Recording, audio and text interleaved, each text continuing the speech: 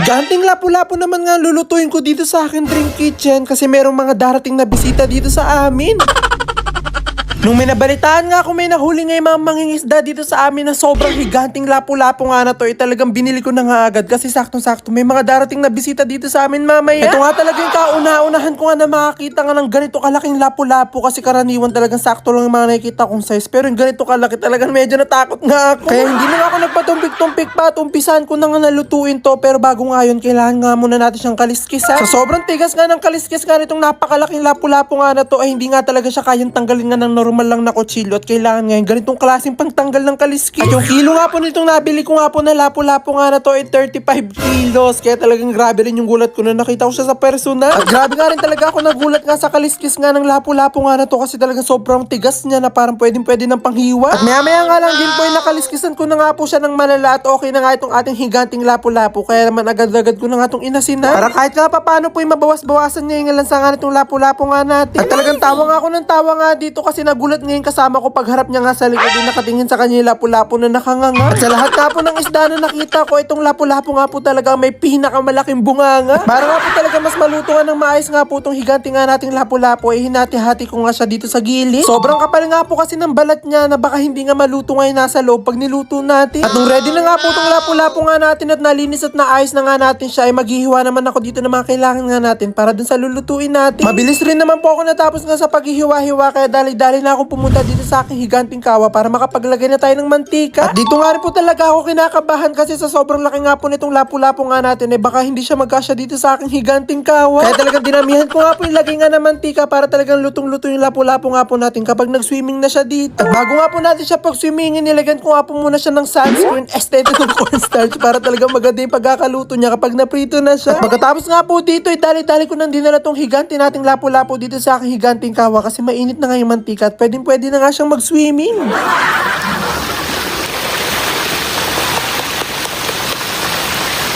At dito nyo nga po talaga malalaman na sobrang laki nga po ng lapu-lapu nga natin kasi napakalaki na nga ng kawa ko pero talaga hindi pa siya kasyang-kasya. Kaya para maluto nga po ibang mga parts nga nitong lapu-lapu nga natin ay binubusan nga po namin ng mantika. At ito nga po niluluto ko nga po na to na higanting lapu-lapu, hindi po to para lahat sa bisita at talaga mamimigay din po tayo. At maya nga po medyo nararamdaman na nga namin na luto na nga yung pinakailalim nga ng lapu-lapu nga na to at kailangan na nga siyang baliktarin. Kaya naman dali-dali ko na nga po siyang babaliktarin kaso habang tinatry ko nga po siyang baliktarin talaga hindi nga kaya na itong aking maliit na sandok. Kaya bigla ko nga pong naisipan na kunin na nga yung aking super duper higanti nga na sandok para mabaliktad nga natin itong higanti ko nga na lapu-lapu. Ewan ko na nga lang talaga kung hindi pa natin siya mabaliktad sa sobrang laki nga na sandok nga na to. At kung sinubukan ko na nga pong baliktarin nga itong higanti nating lapu-lapu gamit nga itong super duper kung higanti nga na sandok talagang hindi nga kinaya. Sa sobrang bigat nga po kasi ng isda talagang hindi ko man lang nga may angat nga itong higanti ko nga na sandok. Kaya talagang nagpatulong na nga talaga ako sa mga kasama ko para mabaliktad na nga namin itong isda kasi baka nga masunog na yung pinakailalim. At wala nga rin po nagawa nga po itong higanti ko nga na sandok kaya inalis ko na nga po siya at talagang tsinagana nga po namin para talagang mabaliktad siya ng maayos. At matapos nga po magtulong-tulong ang 5 tao para nga talagang mabaliktad nga itong higanti nga nating lapu-lapu, finally okay na nga rin siya.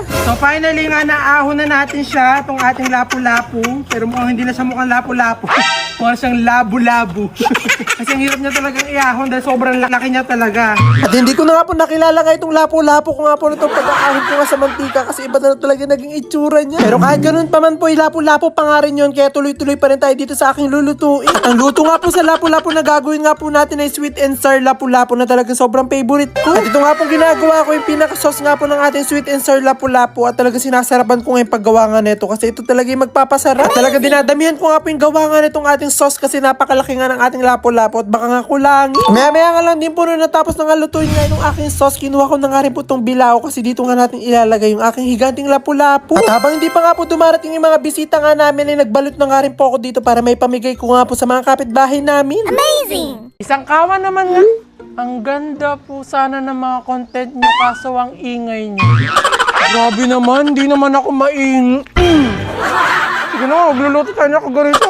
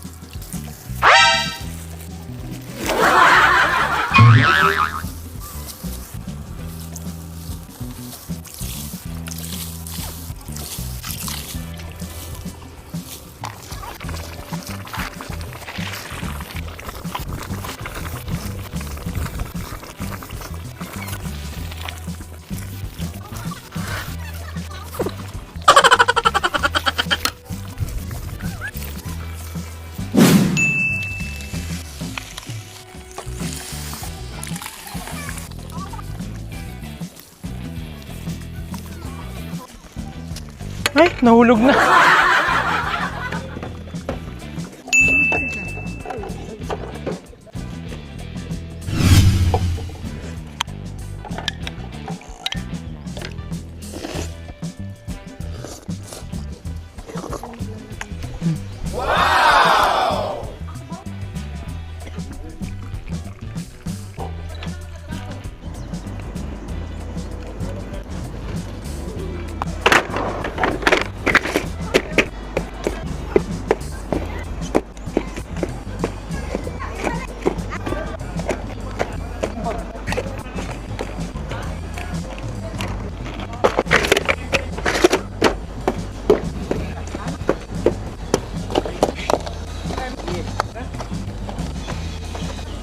Aray.